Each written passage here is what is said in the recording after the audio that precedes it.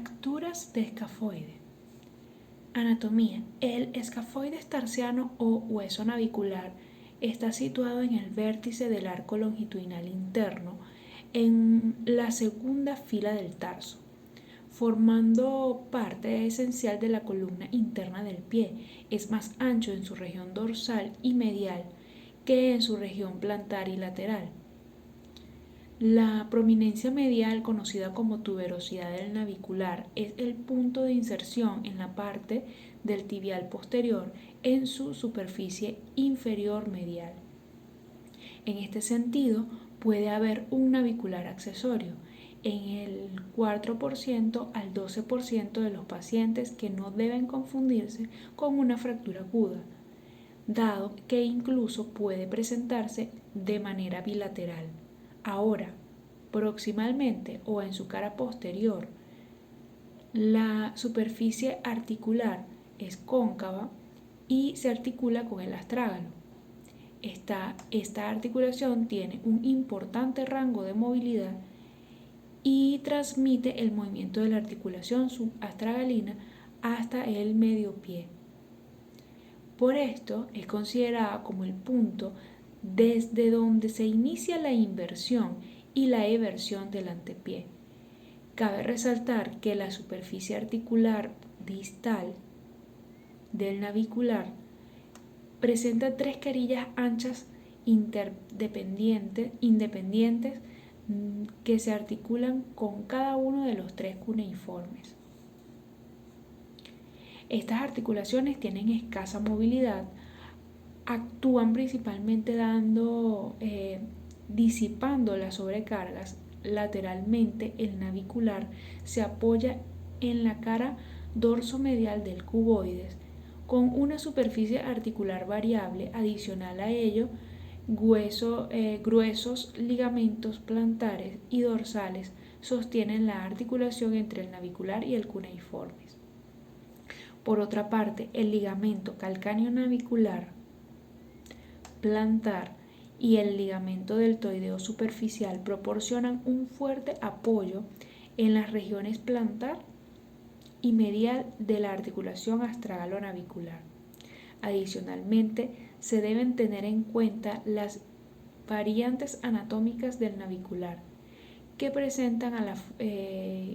afectan a la forma de la tuberosidad y la presencia del navicular accesorio, os tibiali externos.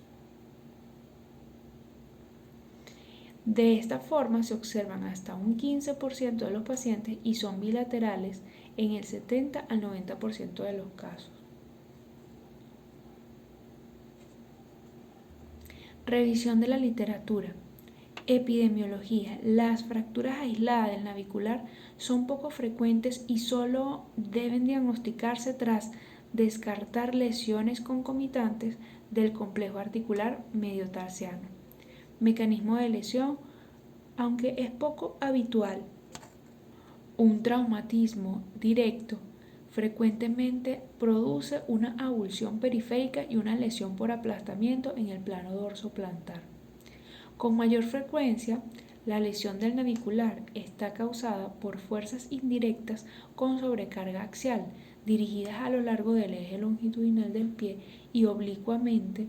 De este modo, la lesión puede deberse a una caída desde cierta altura o un accidente vial.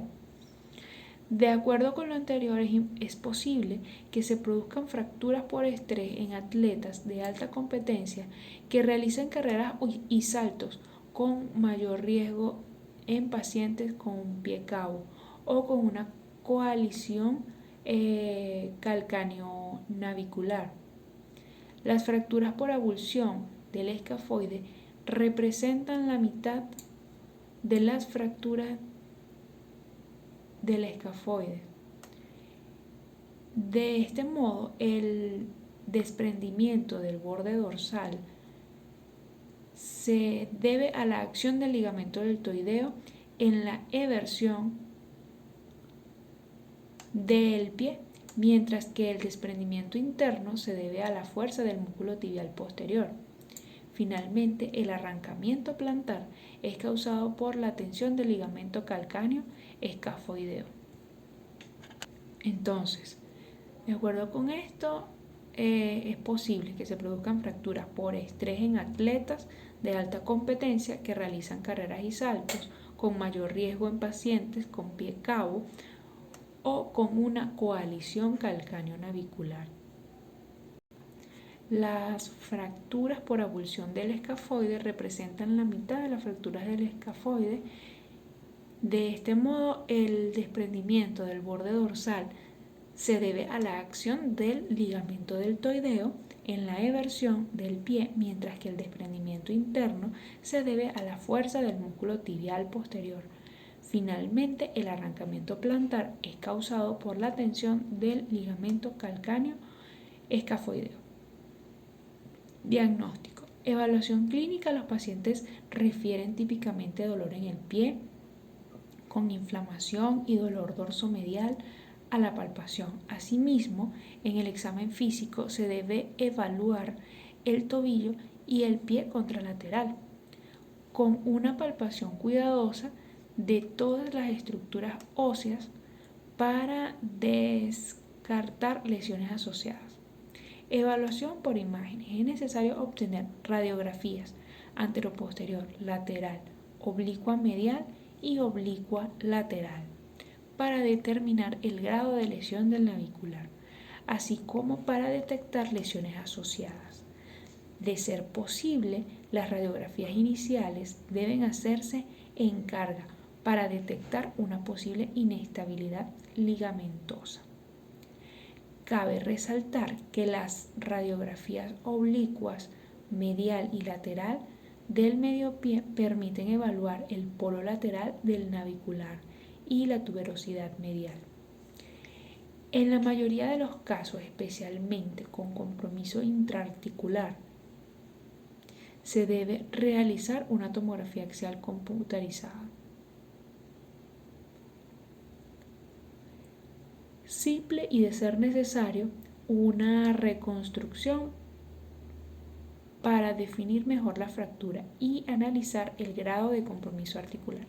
Finalmente, si se sospecha una fractura, en especial ante la sospecha de fractura por estrés, que no es visible en radiografía simple, se debe realizar resonancia magnética.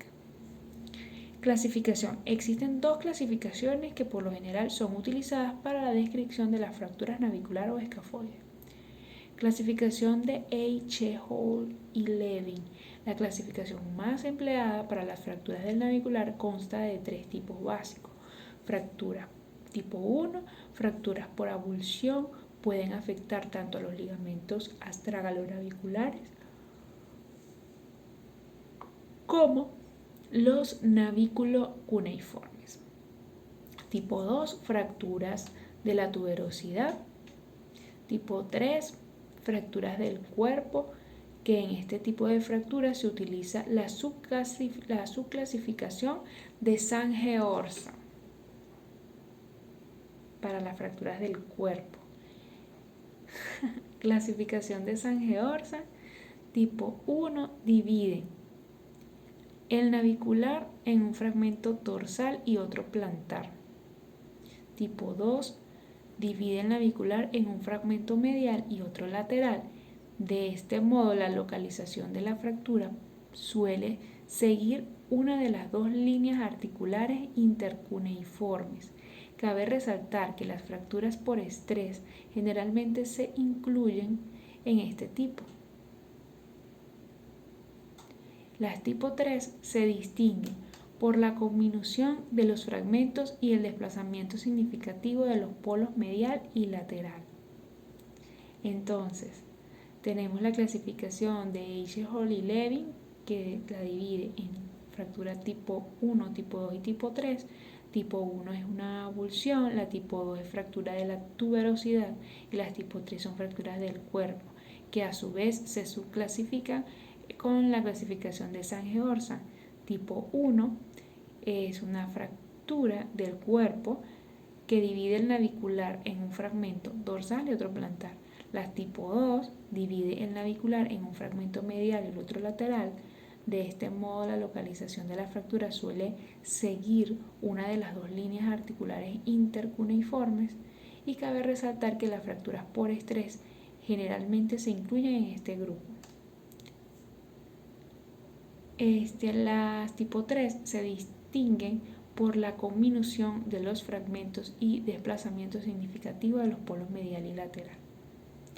¿Okay? Entonces las tipo 2 son las fracturas por estrés, que dividen el fragmento en medial y otro lateral. Las tipo 3 es una conminución tanto o del lado medial o del lado lateral. Clasificación anatómica. Fracturas por avulsión cortical hasta un 50%. Una flexión o una eversión excesivas del medio pie pueden dar lugar a una avulsión del borde dorsal del navicular.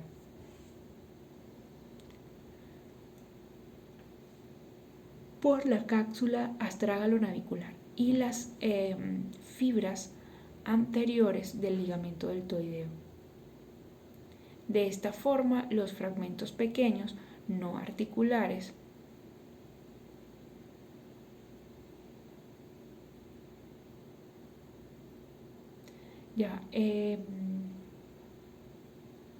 una flexión o eversión excesiva del medio pie pueden dar lugar a una avulsión del borde dorsal del navicular por la cápsula astragalo-navicular y las fibras anteriores del ligamento deltoideo.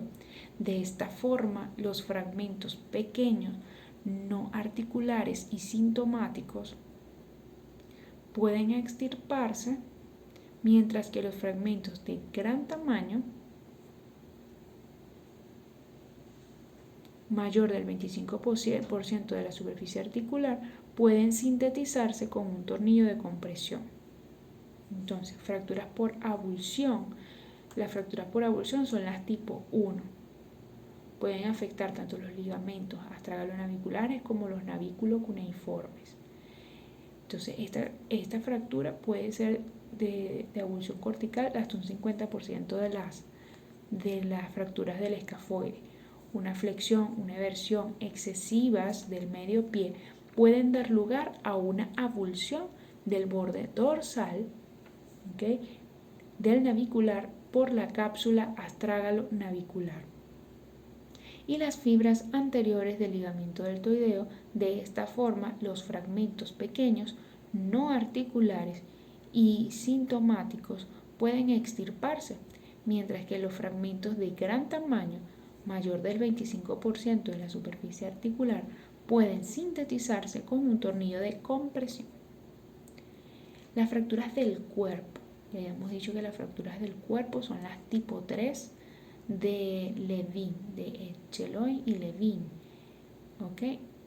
Y representan un 30% de las fracturas del escafoide, que a su vez se subdividen en un fragmento dorsal y otro plantar, un fragmento medial y el otro lateral, y las tipo 3 que se distinguen por la combinación de los fragmentos y un desplazamiento significativo de un polo medial o el lateral.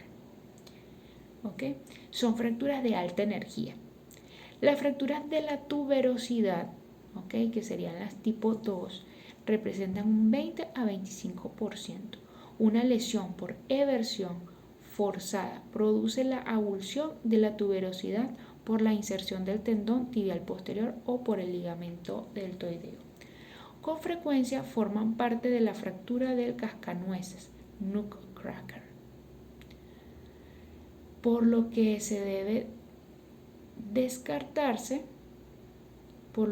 debe descartarse una lesión mediotarsiana concomitante. Adicionalmente a ello, se debe considerar la posible presencia de un navicular accesorio, que es bilateral en el 70% al 90% de los casos. Por otra parte, si son sintomáticos, los fragmentos pequeños pueden extirparse y reinsertar el tendón del tibial posterior. Cabe destacar que en niños puede ser realizado con sutura transósea, mientras que en adultos por lo general se utilizan anclas. Adicional a ello, los fragmentos de mayor tamaño precisan reducción abierta y fijación externa con tornillos de compresión, en especial si se encuentra afectada la función del tendón tibial posterior. Aquí tenemos una imagen de la clasificación de Sange-Orsan, en donde está la tipo 1, que es una fractura del cuerpo del escafoide que divide que da un trazo dorsal y otro plantar, ¿cierto? Dividen al navicular en un fragmento dorsal y otro plantar. Lo tenemos en las distintas vistas, en visión lateral, en una visión puede ser un pedacito o un fragmento más grande, y aquí está visto en una visión superior. Las tipo 2 son fracturas que dividen el navicular en un fragmento medial y otro lateral. Es difícil ver la lesión aquí, pero bueno, aquí está el astrágalo y aquí se divide en medial y lateral. Y las tipo 3 en donde hay una conminución y un desplazamiento de uno de los lados, ya sea el polo lateral o el polo medial. Muy bien. Fracturas por estrés. Se cree que las fuerzas canalizadas a través del segundo metatarsiano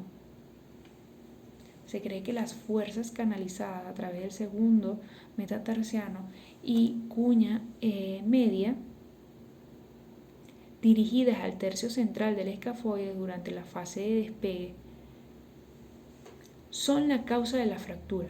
Por ello, un segundo metatarsiano largo o un primer metatarsiano corto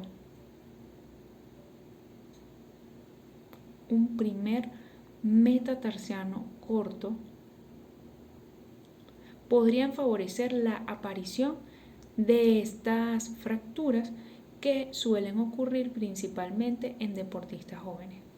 Para su diagnóstico, con frecuencia, se precisa una resonancia magnética. En general, la línea de fractura tiene una orientación sagital y se encuentra en el tercio medio y puede llegar a ser completa o incompleta. Estamos hablando de las fracturas por estrés. Por la mayor incidencia de dolor persistente y problemas de consolidación, generalmente la fractura de estrés aparece en el área máximo de cizallamiento, que corresponde a la unión de los dos tercios mediales con el tercio lateral del escafoide. Por esto es importante tener en mente que las fracturas por estrés como causas de dolor insidioso, aunque este no siempre sea incapacitante, en personas con actividad física importante, en especial en todos los deportes, incluso en deportistas de fines de semana. En casos de fracturas completas o en retardos de la consolidación, en los casos de fracturas completas o retardos de la consolidación tras tratamiento ortopédico, está indicada la reducción abierta y la síntesis de un tornillo adicional a ello. En ocasiones es necesario aportar injerto óseo al foco de fractura. En casos de fractura completas o en retardos de consolidación tras tratamiento ortopédico, está indicada la reducción abierta y la síntesis con tornillo. Adicional a ello, en ocasiones es necesario aportar injerto óseo al foco de la fractura. Estamos hablando de las fracturas por estrés. Entonces, se cree que las fuerzas canalizadas a través del segundo metatarsiano y la cuña media, dirigidas al tercio central del escafoide durante la fase de despegue, son la causa de la fractura. Por ello, un segundo metatarsiano largo o un primer metatarsiano corto podrían favorecer la aparición de fracturas que suelen ocurrir principalmente en deportistas jóvenes. Para su diagnóstico, con frecuencia se precisa una resonancia magnética. En general, la línea de fractura tiene una orientación sagital y se encuentra en el tercio medio y puede llegar a ser completa o incompleta.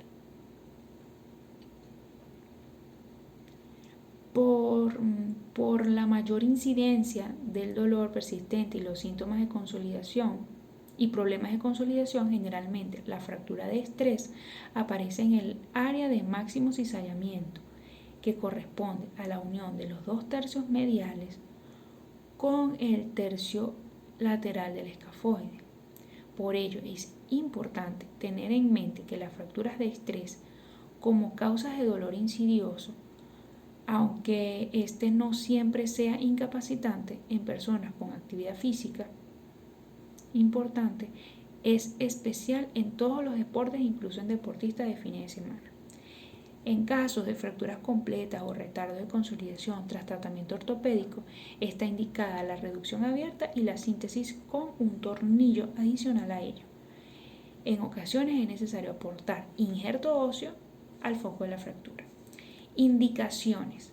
Tratamiento. Los 2 criterios más importantes para obtener un resultado satisfactorio son la conservación o la restauración de la longitud de la columna medial y la congruencia de la articulación astrágalo-navicular. ¿Okay? Entonces, el tratamiento, los 2 criterios más importantes para obtener un resultado satisfactorio son la conservación o la restauración de la longitud de la columna medial y la congruencia de la articulación astrágalo-navicular. El tratamiento no quirúrgico. Las fracturas no desplazadas del navicular deben tratarse con un yeso o una ortesis tipo bota larga y restricción de carga de peso durante 6 a 8 semanas. Allí se debe indicar por lo general fisioterapia para la pronta recuperación. Las radiografías se repiten a los 10-14 días de la lesión para confirmar que no hay inestabilidad ósea o de partes blandas. Cabe resaltar que si se aprecia inestabilidad o se descubren otras lesiones, se debe considerar una intervención quirúrgica adecuada. El tratamiento quirúrgico. Cualquier lesión o fractura inestable que ocasione pérdida de la reducción o de la congruencia articular debe tratarse quirúrgicamente. Asimismo, y dado que la articulación es cóncava, con una separación de 2 milímetros en cualquier plano, se considera que no es congruente, por lo que la mayoría de los autores están de acuerdo en que estas lesiones han de ser tratadas enérgicamente con reducción quirúrgica y fijación. De otro lado, es preciso considerar el tratamiento quirúrgico en las fracturas por avulsión. Es preciso considerar el tratamiento quirúrgico en las fracturas por avulsión.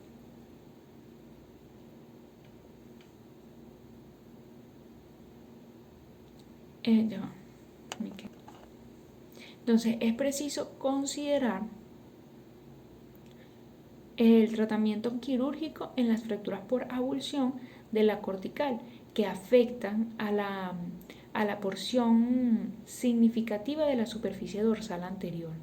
En este sentido, los fragmentos aislados se estabilizan con agujas de Kirchner o tornillos.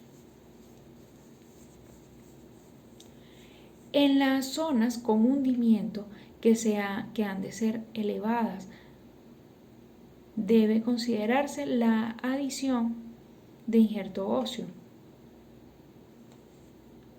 De este modo, en los últimos años, el diseño de placas anatómicas ha permitido la fijación del escafoide. El diseño de placas anatómicas ha permitido la fijación del escafoide, que su gran mayoría se colocan del lado dorsal, permitiendo la colocación del injerto. Se colocan del lado dorsal.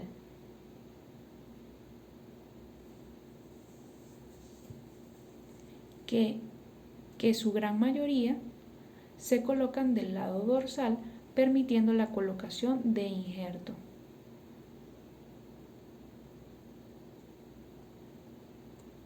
Entonces, las zonas de hundimiento que han de ser elevadas debe considerarse la adición del injerto óseo.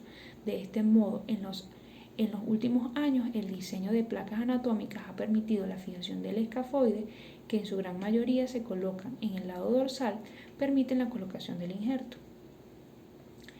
Aquí es importante observar que si se puede reconstruir anatómicamente el 60% o más de la superficie astragalo-navicular, se debe procurar salvar la articulación.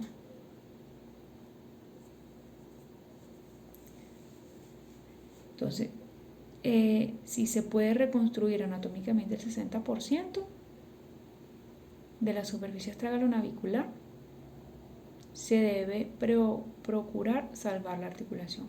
Ahora, si no puede reconstruirse más del 40% de la superficie articular, es preciso considerar la realización de una artrodesis astragalo-navicular en fase aguda. ¿Ok? Entonces, si se puede reconstruir el 60%, se salva la articulación. Pero si no puede reconstruirse más del 40% de la superficie articular, se le realiza una artrodesis. O se recupera en el 60%, pero si en el 40% ya no, artrodesis.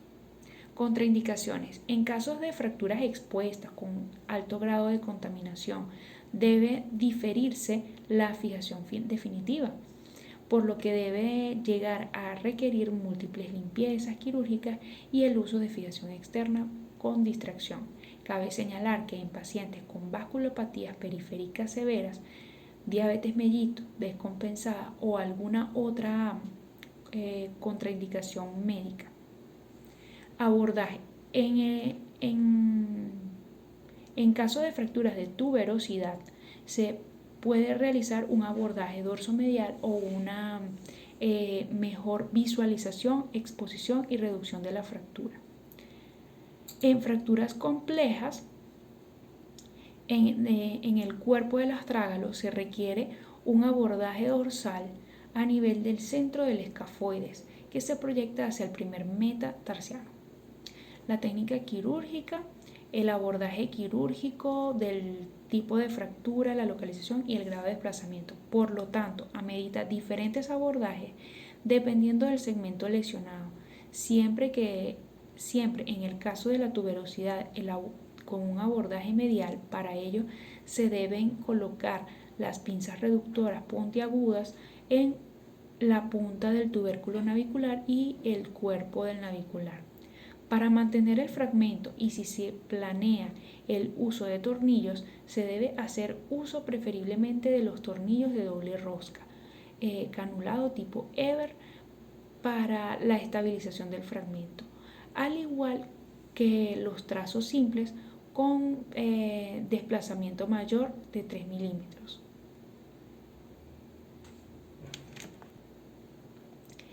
Ahora, si la fractura es del cuerpo, en el caso de ser expuesta, se deberá realizar fijación externa temporal con distracción de esta. Por otra parte, en el caso de fracturas de mayor complejidad asociado al abordaje dorsal, se debe precisar el uso de fijador externo en distracción para mantener una mejor visualización y reducción de la fractura. En muchos casos con placas anatómicas, incluso con aporte de injerto óseo. Ahora bien, las fracturas de gran conminución También está descrito el uso temporal de fijadores externos en distracción bajo el efecto del ligamento taxial, previo a la estabilización definitiva. Adicional a ello, para el caso de fragmentos intraarticulares pequeños, irreductibles, estos deben ser resecados para disminuir la probabilidad de artrosis. De otro lado, en casos de conminución severa o cuando la fijación articular solo se asegura con tutores o pines. De otro lado, en casos de conminución severa o cuando la fijación articular solo se asegura con tutores o pines, la reconstrucción se debe proteger con un dispositivo de puente para que la fractura se cure. Asimismo, en el uso de fracturas de gran complejidad con compromiso articular, se plantea la realización de artrodesis primaria. Para este procedimiento se utiliza un abordaje dorsomedial del navicular. Debido a la lesión de alta energía de estas fracturas, los tejidos blandos, incluyendo la cápsula y el periósteo, se lesionan. Ahora, debe tener cuidado para minimizar la extracción de tejidos blandos. Se debe tener cuidado para minimizar la extracción de tejidos blandos durante el enfoque para mantener el suministro de sangre de los fragmentos. Por esto se recomienda utilizar un fijador temporal de distracción teniendo en cuenta que el pin proximal se inserta en el cuello del astrágalo a través de una incisión punzante. Cabe observar que la intensificación de la imagen se puede utilizar para garantizar la colocación correcta de los pines fuera de las superficies articulares. Adicionalmente, el punto de inserción correcto a menudo se encuentra 1 a 2 centímetros posterior al tubérculo navicular, mientras que el pin distal puede insertarse en el cuneiforme medial. También es importante observar que los fragmentos osteocondrales deben recuperarse y asegurarse con pequeños tornillos de retardo si es posible. Antes de la fijación con tornillos se debe usar un injerto óseo para rellenar cualquier defecto. Adicional a ello, si la fijación del tornillo no es posible, se puede usar alambres de Kirchner que se pueden cortar y dejar in situ. Cabe destacar que cuando el navicular se desplaza dorsalmente, habrá un fragmento constante, plantar lateral, que todavía se encontrará unido al ligamento de resorte. Este fragmento servirá como punto de referencia para reubicar el navicular dislocado. Una vez que se completa la reconstrucción de la superficie articular de la articulación talonavicular, cualquier fragmento con cartílago se elimina de la articulación naviculo-cuneiforme. A continuación, se debe proceder a retirar el cartílago de la articulación navicular. Se debe proceder a retirar el cartílago de la articulación navicular.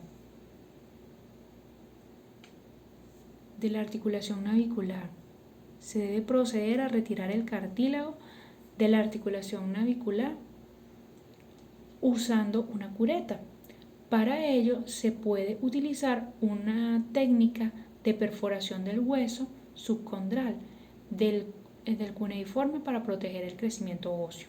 Ahora, las fracturas por estrés, cuando se decide tratamiento quirúrgico, se trata con fijación interna, de preferencia de compresión con aporte de injerto óseo.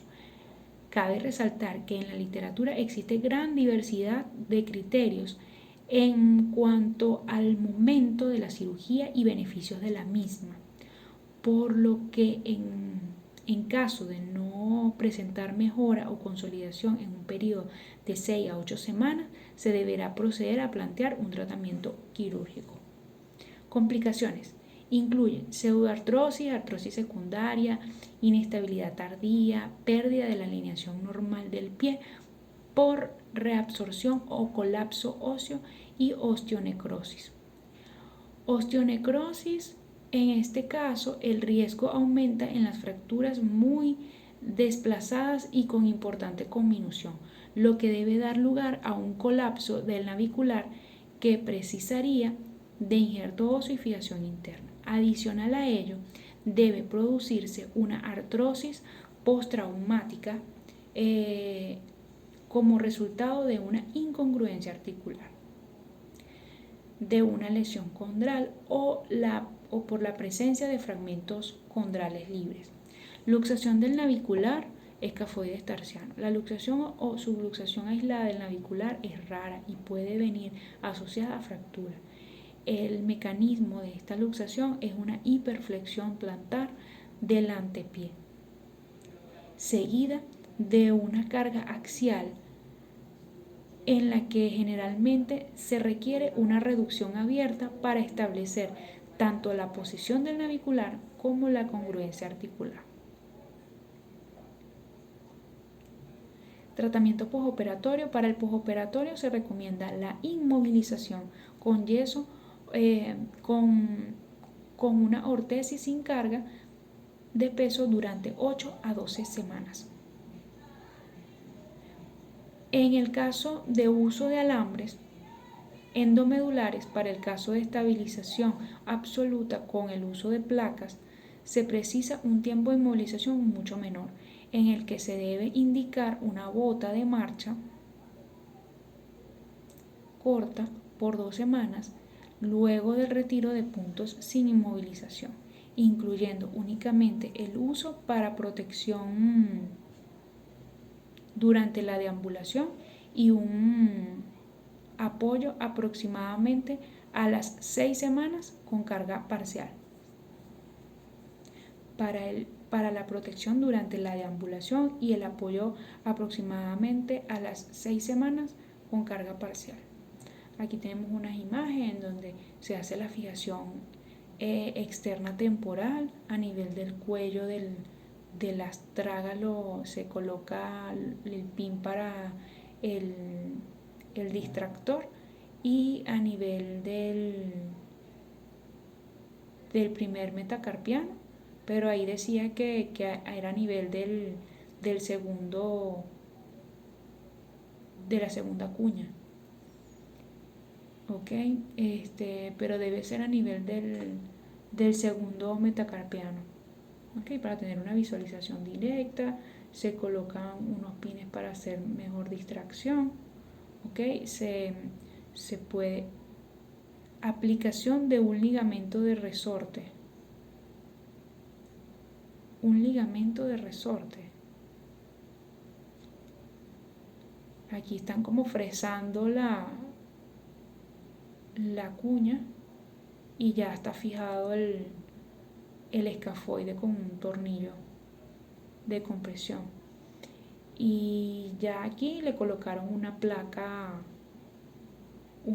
para escafoide con injerto y artrodizaron esta articulación con la primera y la segunda cuña. Okay. Se colocaron un tornillo en cada cuña y 2 tornillos en el escafoide. Y aquí tenemos una imagen de reconstrucción de la superficie articular con un tornillo de Eber.